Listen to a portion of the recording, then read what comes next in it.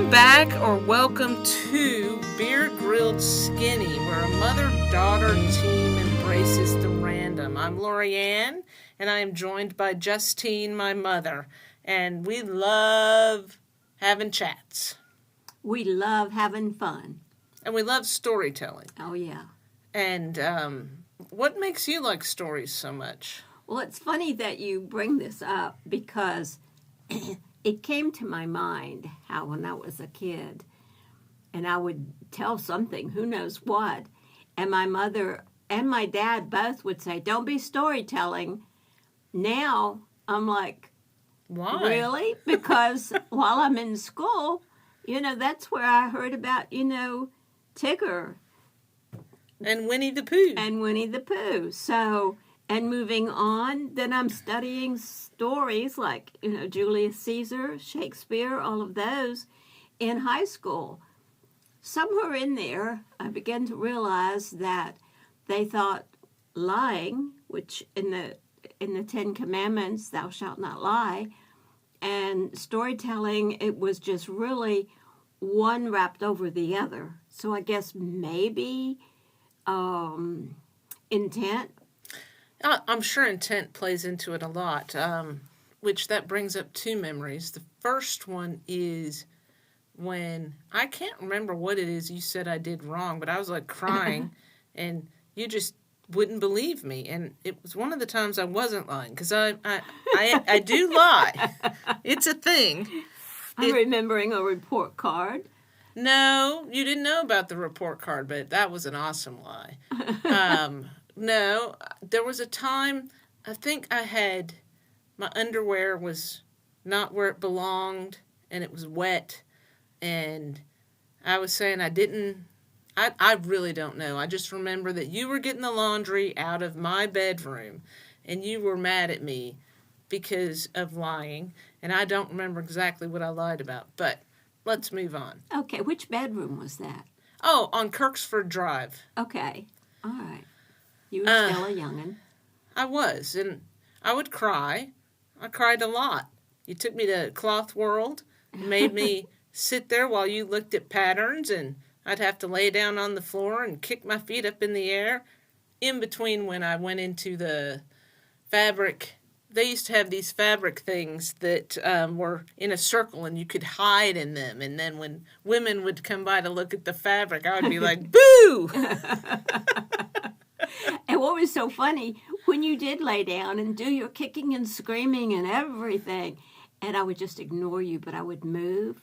And then I would follow you. Shut up.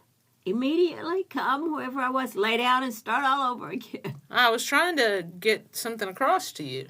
Yeah. But my first actual memory about storytelling that I absolutely love is when you would read Bible stories to me in the evening when it was time for me to go to sleep. So you had this child's Bible with stories, and you would read them. And I just remember seeing the pictures in my head as you would read. You're a very good reader. And I would see those pictures, and I remember this one particular evening where I pulled the Bible towards me because I couldn't believe that words were doing that. And so that's when I wanted to learn how to read. I couldn't wait to learn how to read. In fact, at the age of 5, when you stuck me in first grade, the very first day, they had the alphabet across the ceiling, and I was like, I had to raise my hand to ask the teacher, when am I going to learn how to read?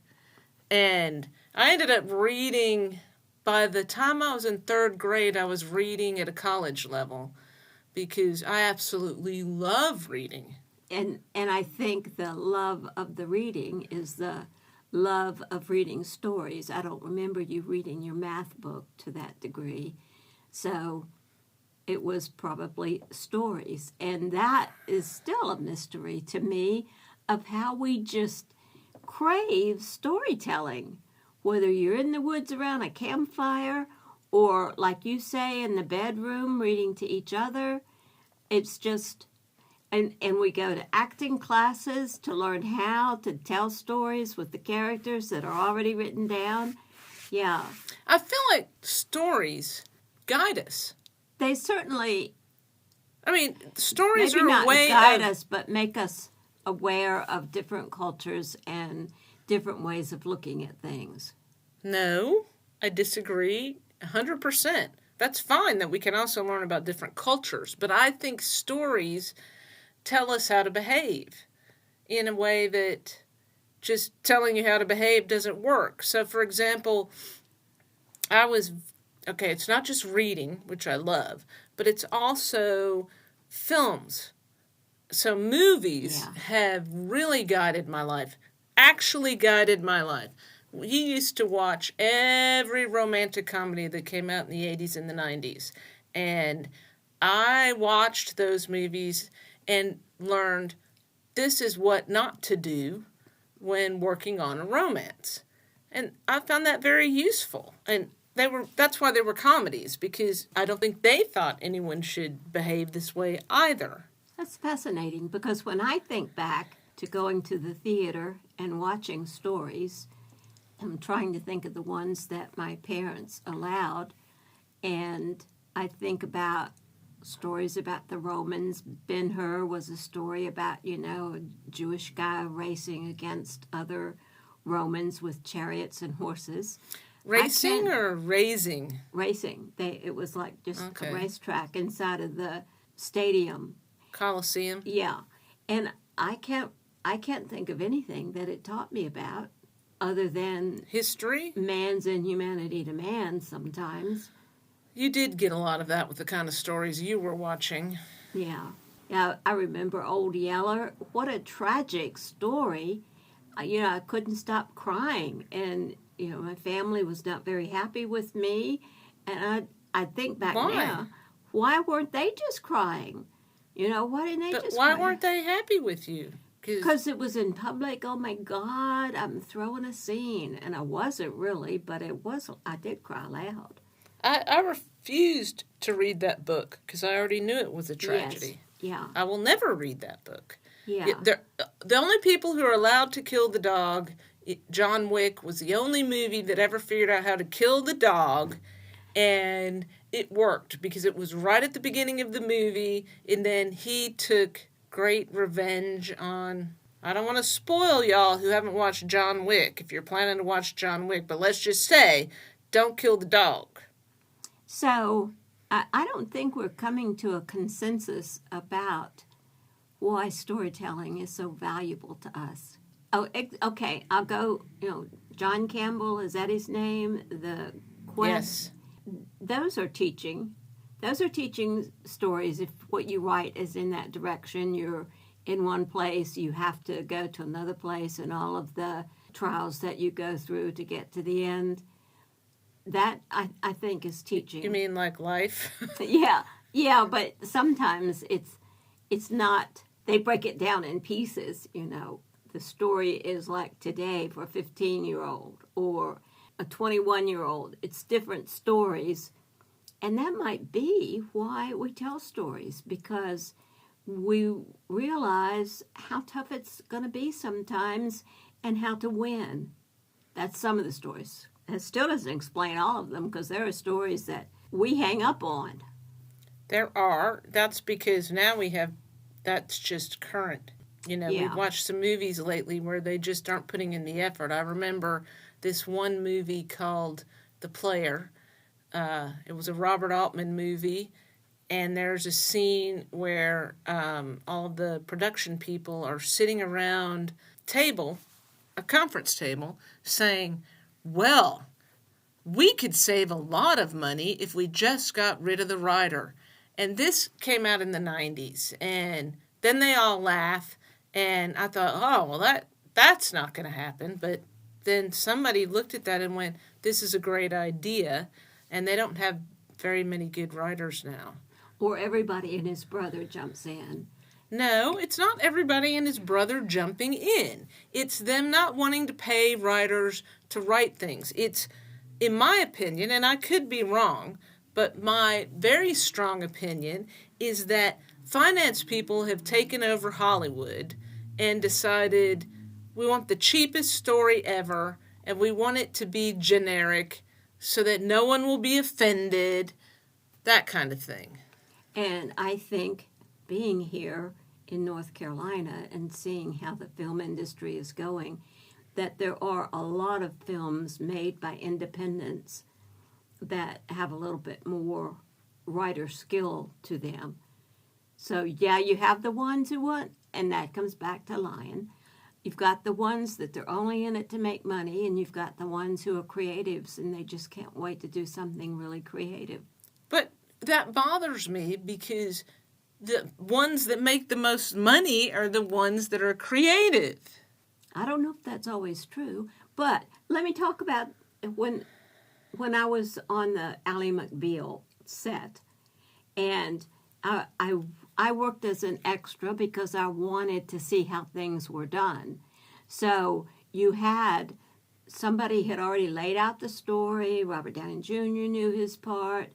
They knew Callista Flockhart, and they could tell the story so beautifully, and even though they'd have to shoot a scene 3 times because they would want a close-up and then a midway and then a far away, the story ended up being really good. So I guess it takes a mix of the right kind of people to actually put out the kind of stories we want to see. Well, some people will say that making a good film is a miracle. Okay. So you get good films. Yeah. But it takes so many people that actually accomplishing that feat is a good film. Yeah. I mean, is a miracle. And the thing is, good films require good storytelling. They do. They do. And think about this too.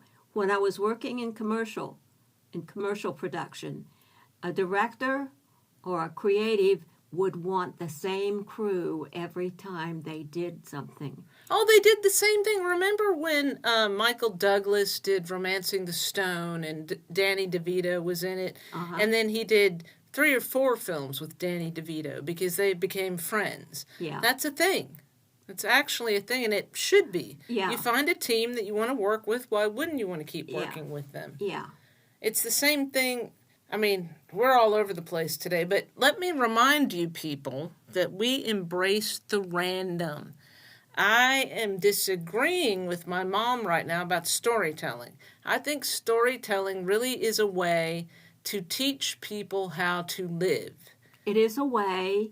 It isn't always used that way. But it's worked for me. Okay. I mean, that's how I ended up majoring in English literature. Okay. And that I'm thinking about how you wanting to go perhaps to England because of the wealth of stories there. Since you gave me that book, what's the name of it? I don't know the name of it. The one that's the history of the... Yeah, I don't know the name of it. Okay. Anyhow... You should have planned that out before we started this podcast. It's the history, starting in the 1100s, of England, and the monks who would write the stories down, and how sometimes they would change the story. Oh, and absolutely. They would inject their... as they changed all of that. So that was definitely people being guided in their life. But I don't know that was a good thing all the time. That's the thing with Beowulf. The monks added in Christianity when they were writing that down. So that was a Viking tale, and the monks were recording it, and they decided to inject Christianity into it, but not tell anyone. And that's the part I don't like. I mean, it reminds me of when I wrote a story, and these people in this church wanted the story. They didn't want to give me any credit, but they wanted the story, and they asked me for the story, and I said no. So what and they said did, it was God's story, don't you know? Well, first they said, oh, God told me I am meant to produce this story into a movie, but we're going to change it. Okay, I'm going about this all the wrong way. Let me explain. I wrote a play where this woman was on death row, and in the story, she comes to know God. Now, to be fair, she shouldn't have even been on death row, but we won't even get into that. It was all about how Jesus Christ can save you. And so she embraces Christianity. And then when she's set to be killed, Executed. the way I wrote it was Jesus comes in and she gets a stay of execution. She does not get freed, but she gets a stay of execution. And everyone told me in the church that I was in that this was a Disney-esque ending. Now, let's be realistic. If it was Disney, she would have gone free. Yes. But I did not let her go free. She would have been a princess, too. We would have found out that she was the daughter of a king. Exactly. So after we did the play, it was the biggest play in this church ever. We had standing room only audiences with people that had just gotten out of prison running up to the altar to get saved. At the end of it, we decided this was such a successful play, we should make it into a movie. And then one guy decides to just rewrite it without my permission. This other woman decides, oh, I fasted for 30 days and God told me I'm supposed to produce it. And then the guy in charge of the group we were in decided I was emotionally unhealthy because I wouldn't let them change everything in the play. And it got to the point I actually had to get my lawyer involved because these people were crazy. At the end of the day, they stole it anyway. They just turned all of the women into men because, that's what the church does. Even so, we've tapped into different ways of, what we're doing right here, we're telling a story. Mm-hmm. And then that seems to be a constant in our life. Now, you and your hubby accused me of making up stories. And well, you do. We're not accusing you. We're just stating the truth. But having lived with you now for as long as I have, I think I'm seeing a bit of that in him. I don't know about you. But even so, I'm just saying the whole thing about storytelling, it's broad. I really would like some feedback from people who have opinions about this. Because obviously you and I see things a little bit different. On some of it we agree, some of it we disagree. So, yeah. Well, I definitely agree 100% that I would like some comments where people tell us how stories have affected them. That would be good. Yeah. My husband doesn't like to spend a lot of time reading fiction. He prefers nonfiction. And some people really enjoy fiction. I certainly do. It's really kept me going my whole life. But I'd love to hear how stories affect you guys. And by the way, we need to address something here. We are on Facebook and Amazon and X and YouTube. And pick the one where you want to subscribe and comment because we really do want your feedback. Spotify. Well, of course we're on Spotify. Okay. I just wanted, because this is all new to me. It's new to both of us. I don't know what people know. But if they like good stories, they might like our stories. But I can tell you that we're also on Amazon Music, and you can't comment there. So you will have to find us on Amazon, X, YouTube, or Spotify. And there will probably be other ones as we go along. But just pick one and give your feedback because we really are interested. We want to get you guys engaged into these conversations that we're having. Yeah. Because we want to learn. That's why we do a lot of what we do is to learn. I know, and I want feedback. It doesn't have to be positive. I'd like it if it's positive, but you just say it like it is. Excuse me. As long as you're not a troll, we'll engage you. Yes. If you're just being an a-hole, then we're not going to engage you. But if you have actually something relevant to say, I would love to hear it. Yeah. I'm not sure why you and I aren't agreeing about the storytelling. Storytelling, for me, has been the guiding light of my life. Okay. Just from the get. Okay. I don't know that that's been the guiding light of my life, unless you could say the Bible. Yeah, there's your stories. That was a guiding light of my life up until I began to have a little bit of discerning ability and could decide. There's some storytelling going on outside of the Bible too, with the people who want to interpret I started right with books, then television, movies. The Bionic Woman was a big hero of mine. I just learned so much from that. The Bionic Man. He looked like your daddy, so. Yeah, but he was way better than my daddy. We won't even go down that path. Okay. All right. That's fine with It me. used to bother you when I'd say, "Oh, he looks just like Daddy." And you're like, "No." But he really did. He did. Anyhow, thank you so much. If you listened this long and you care what we're rambling on about, again, we embrace the random, and we look forward to hearing your feedback and would love it if you would join us for another episode. And here's to the tears in every moment together. We conquer our fears with dreams in our hearts and the world in our sight. We're beer grill skinny, ready